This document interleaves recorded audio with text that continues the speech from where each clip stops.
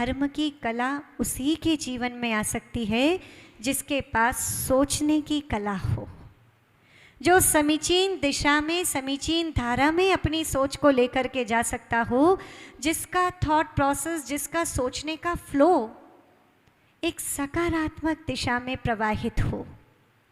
कई बार ऐसे लोग भी होते हैं, छोटी सी बात हुई, बात तो छोटी सी थी, संभवतः कहने वाला भी भूल जाए, पर सुनने वाला उसी छोटी सी बात को लेते लेते लेते इतना नीचे चला जाता है कि अन्य और काम में मन ही नहीं लगता। यदि सोचने की कला है तो 1 मिनट में उस बात को तूफान की तरह लड़कर के उससे आगे निकला जा सकता है। और सोचने की कला इसलिए ज़रूरी है क्योंकि डॉक्टर के पास नज़र का इलाज तो है, किंतु नज़रिए का इलाज नहीं है। नज़र का इलाज तो किया जा सकता है, किंतु नज़रिए का इलाज केवल और केवल गुरुओं की वाणी के माध्यम से किया जा सकता है।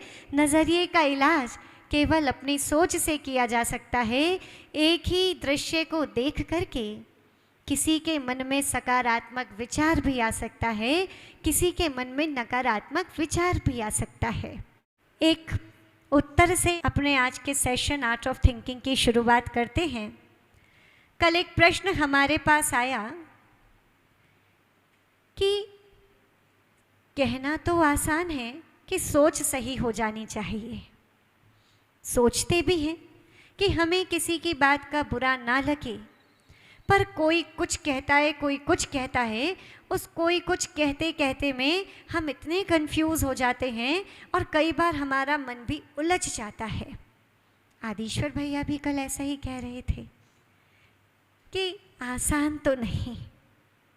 एक बार बताएं, एक बार की बात है, एक व्यक्ति जो समुद्र के पास पहुंचा।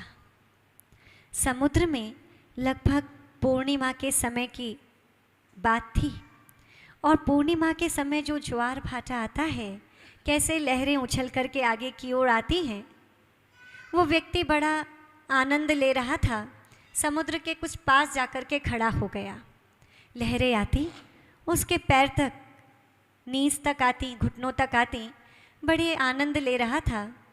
खेलते खेलते उन लहरों के साथ आनंद लेते लेते उसकी चप्पल पैर से निकल गई। नई स्लीपर लेकर आया था और वो नई स्लीपर उसके पैर से निकल गई और लहर के साथ चली गई।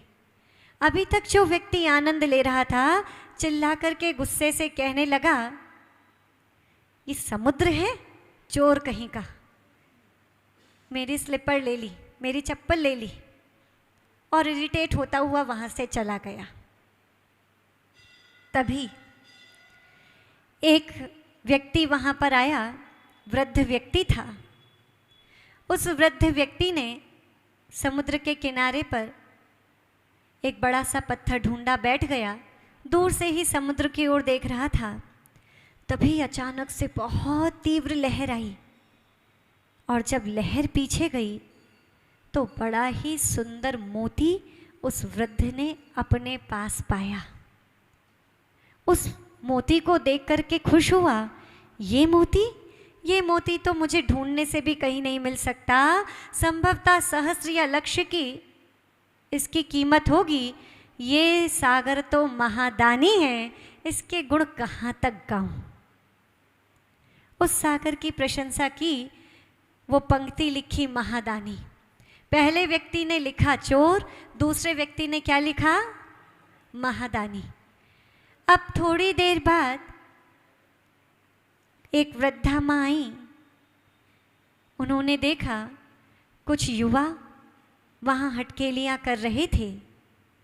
समुद्र की तीव्र लहर, कहा जाता है अग्नि और पानी, इनसे कभी खेलना नहीं चाहिए।